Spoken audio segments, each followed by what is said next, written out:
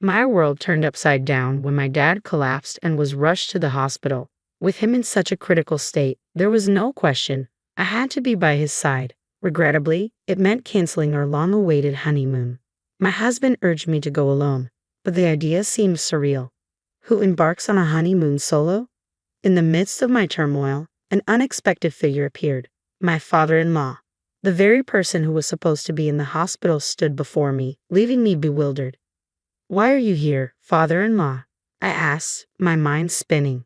But let's rewind a bit. My name is Sarah, and for the past 5 years, I've shared my life with Mark. This summer, he finally popped the question, but those 5 years felt like an eternity. We'd often visit each other's parents, discussing our future with enthusiasm. However, Mark's reluctance to commit began to gnaw at me. It took an ultimatum before he finally proposed. With wedding plans in full swing, all that remained was our honeymoon. Mark planned to spend the day with his parents while I had dinner with mine, who had traveled from out of town. As I packed for our Italian adventure, I sent Mark a message, expressing my excitement. Yet silence greeted me in return. Assuming he was exhausted from the day's events, I brushed it off and retired for the night. I hoped fervently that Mark wouldn't oversleep for our flight the next day. Despite feeling a bit nervous, exhaustion eventually led me to drift off to sleep. The next morning, my slumber was abruptly interrupted by a call from Mark. "Sarah, something terrible has happened," he began hurriedly the moment I answered. My heart sank as he delivered the shocking news. My dad had collapsed and was rushed to the hospital. The implications hit me like a ton of bricks. "You'll have to go on our honeymoon alone today," he continued. I couldn't help but let out a bewildered exclamation. "What do you mean?" "But your father was so full of life at our wedding yesterday," I protested. "I'm as shocked as you are, Sarah. I'm staying by his side, but you should go ahead without me," Mark insisted. I refused to entertain the idea. "Don't be ridiculous. If your father's ill, there's no way I can leave for our honeymoon. Who on earth goes on a honeymoon alone?" I pressed Mark for details about which hospital his father was taken to, but he stubbornly refused to disclose it. "If I told you, you'd come to visit, wouldn't you?" he reasoned. "Dad insisted that I should still let you go. Please respect his wishes." Feeling torn, I asked if he planned to join me once his father was feeling better. "Of course, I'll come as soon as things are settled here," he assured me. But I couldn't shake the ominous feeling. "Don't jinx it by saying 'as soon as things are settled,'" I cautioned. Mark cut me off abruptly. "Please let me handle things here and proceed to Italy as planned. I'm about to arrive at the hospital, so I won't be able to pick up your calls. Talk to you later." With that, he hung up before I could respond. I attempted to call Mark back immediately, but it seemed like he had turned off his phone. With no means to reach him and lacking the name of the hospital, I couldn't rush to my father-in-law's side. Feeling utterly helpless, I was suddenly startled by the doorbell. As I opened the door, a wave of disbelief washed over me. Standing before me was my father-in-law, the very person who was supposed to be in the hospital after an emergency transport. "Your legs, they're okay," he remarked casually, oblivious to my confusion. Perplexed, I questioned him, making sure I wasn't seeing a ghost. "Are you feeling all right?" "Oh, I may have had a bit too much to drink at the wedding yesterday, but I felt fine this morning." "Definitely sober now," he replied. "I came to pick you up after dropping Mark off." "Dropping Mark off?" I echoed, my confusion deepening. "Yes, for your honeymoon. I dropped him off at the station, but then I realized I should have come to pick you up too. Let me take you to LaGuardia," he explained. My mind reeled with confusion. My father-in-law, supposed to be in the hospital, and Mark, supposed to be accompanying him there, now dropping off our son at the station. Nothing seemed to add up. Then it clicked. "Wait, you just said you'd take me to LaGuardia, but our honeymoon is in Italy." "Oh yes, that's what I thought too." I was surprised, he admitted. When Mark dropped the bombshell this morning, announcing a last-minute change of plans for our honeymoon to Alaska, my mind became a whirlwind of questions. Alaska, it seemed out of the blue, leaving me baffled. "He left a note in the car," my father-in-law explained, producing a post Mark had left behind. It detailed an inn in Alaska and a flight from LaGuardia to Ted Stevens Anchorage International Airport. Suddenly, the pieces started to fit together. "Could you please take me to LaGuardia?" I requested, a surge of realization flooding over me. "Thank you so much." During the journey, I couldn't shake the feeling of apprehension. Mark's actions, his sudden change of plans, all seemed suspicious. As we approached the airport, I mulled over my suspicions. Would I find the truth at the airport? Thanking my father-in-law, I ventured into the airport. Near the check-in counter for the flight specified on the post, I spotted Mark. But he wasn't alone. Arm in arm with a young woman, they appeared intimate, effortlessly selecting drinks together. It hit me like a ton of bricks. He had been cheating on me all along. The affair likely began while we were still together, explaining his reluctance to commit. And now, not only cheating, but he had the audacity to embark on our planned honeymoon with his mistress. I stood my ground, facing Mark as he was about to leave the store with drinks in hand. His expression was one of shock upon seeing me. "Sarah, what are you doing here?" he stammered.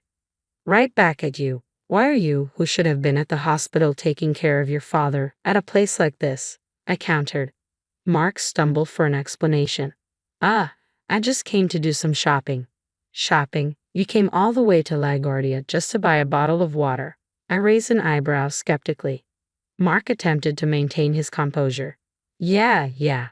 Dad was begging for some airport water." "That's funny you say that because I was just with your father," I revealed. "He came to pick me up in his car, seemed to be doing great, which was a big surprise." Mark persisted with his falsehoods, claiming his father's sudden recovery. As I listened, disbelief washed over me, and I resolved to uncover the truth. "Who is this woman?" I demanded, gesturing to the woman beside him. "Where were you two planning on going?" Mark hesitated before concocting another tale. "Well, she's the nurse who was in charge of Dad. We're on our way to check out a rehabilitation facility for him in Alaska." His excuse fell flat, leaving me dumbfounded. Before I could respond, a voice interrupted from behind. "My what?" I turned to find my father-in-law standing there, surprising us both. "Father-in-law, I thought you headed home," I exclaimed. "I sensed something was off with you, Sarah, so I decided to park the car and follow you. It seems it was the right choice." With his father before him, Mark, realizing his lies weren't working, became visibly suspicious. In response to his behavior, my father-in-law asked sternly, "So, who is this woman?" Mark began to fumble for words, but the woman beside him broke the silence. "I'm Amy, Mark's girlfriend," she declared. Mark swiftly covered her mouth, his panic evident. "Hey, what are you saying? You have to speak clearly." My father-in-law intervened, his tone firm. "Mark, you don't love your wife. Hurry up and get a divorce with her." Mark's attempt to silence Amy failed. "Wait, just be quiet." "Why should I? You promised to leave your wife to be with me. Isn't that why you chose me over her today?" Amy shot back. "That's because you threatened me," Mark confessed. "You said if I don't go to Alaska with you today, you'll expose our relationship." The truth laid bare. I spoke coldly. "So, in other words, you were having an affair with that woman." Amy glared at me and retorted, "It's not an affair. Mark and I are serious about each other. He never wanted to marry you." By this point, I didn't even feel like arguing. "That's fine. Do as you please." Leaving them behind, my father-in-law and I exited the airport. It was 5 days later when Mark returned home. The doorbell rang, and I spoke to him through the intercom. "Sarah, I can't unlock the door. Can you open it for me?" "Oh, about the lock? You changed it. Why would you do something like that without telling me?" I demanded, frustration evident in my voice. "I don't like the idea of a stranger having a spare key to my home." "A stranger? Are you talking about me?" Mark questioned, confusion clouding his expression. "Who else would I be talking about?" I retorted. "I've already prepared the divorce papers, so just quickly sign them."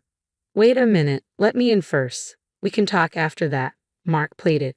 Keeping the door chain on, I reluctantly passed the divorce papers through the crack. "There's nothing for us to talk about. Once you sign the papers, can you leave immediately?" "Don't be so angry. I've decided to break up with Amy," Mark announced.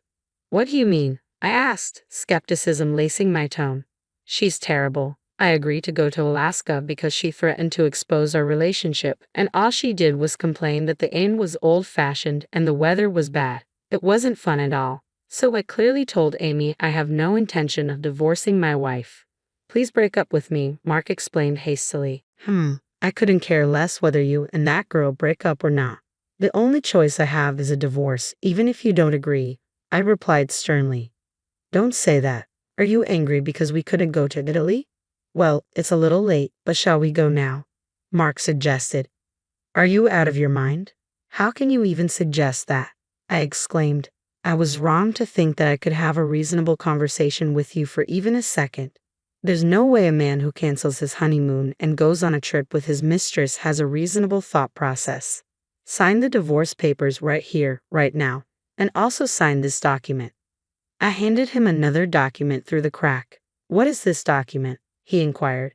It's a written agreement for the payment of alimony and the cancellation fee for our honeymoon. I had it prepared through a lawyer while you were away on your trip, I explained calmly. I'm saying I don't want a divorce. You're the one who wants a divorce, so why on earth do I have to pay alimony? I'm saying I want to give us another shot, Mark argued. Seriously, there's a limit to how much common sense you can ignore. It's evident that infidelity comes with consequences like alimony. The decision to start over or not isn't yours to make, considering you're the one who cheated.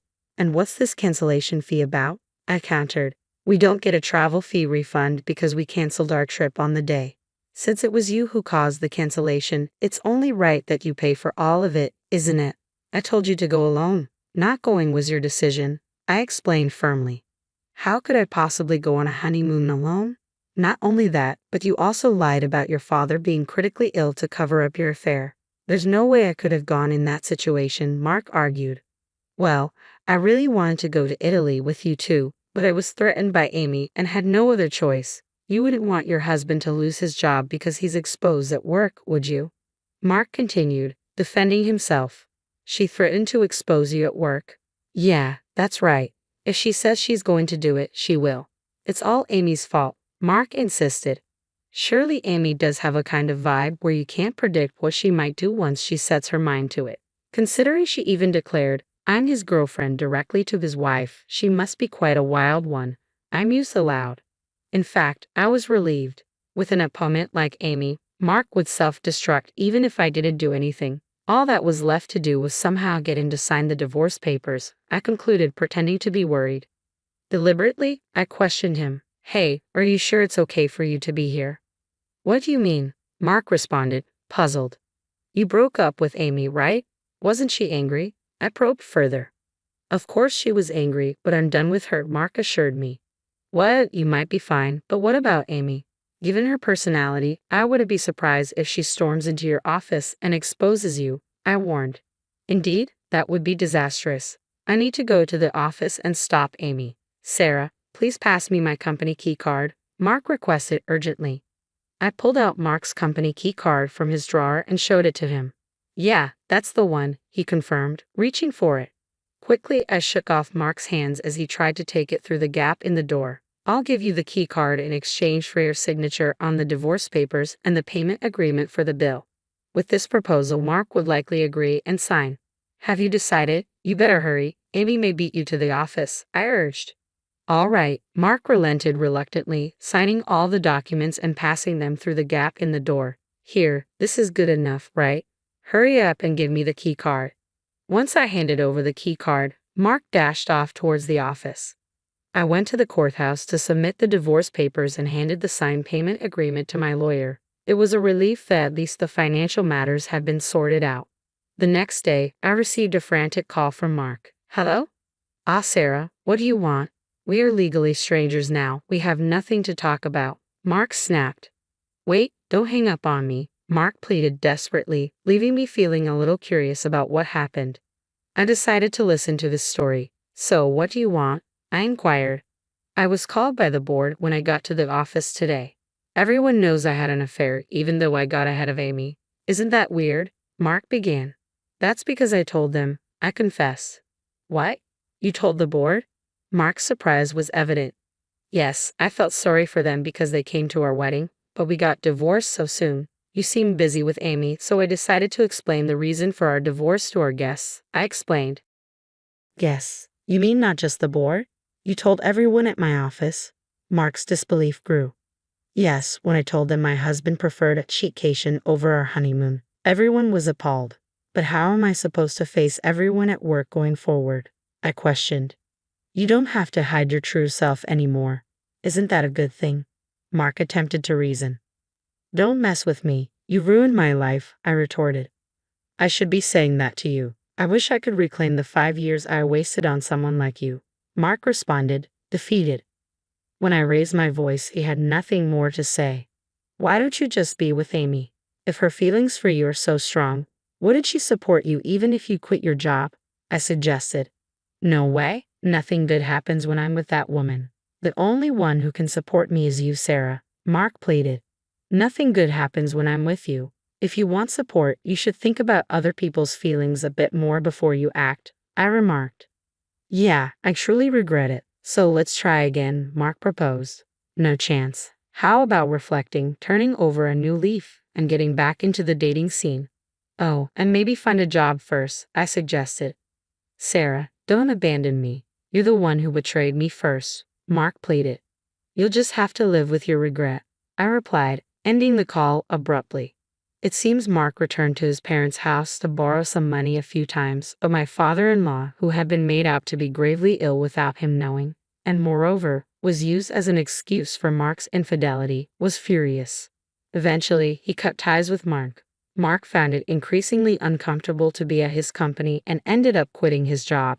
Job hunting didn't go well, and it seems he's barely making a living by working part-time at a convenience store. On the other hand, I moved into a new home with the alimony from Mark. Even though I changed the door locks, it felt uncomfortable living in a place my ex-husband knew about. Mark's parents helped me move. They probably saw it as a way to atone for their son's misdeeds. I still occasionally chat and have meals with them. I won't get back the 5 years I spent with Mark, but I'm going to find a better man next time.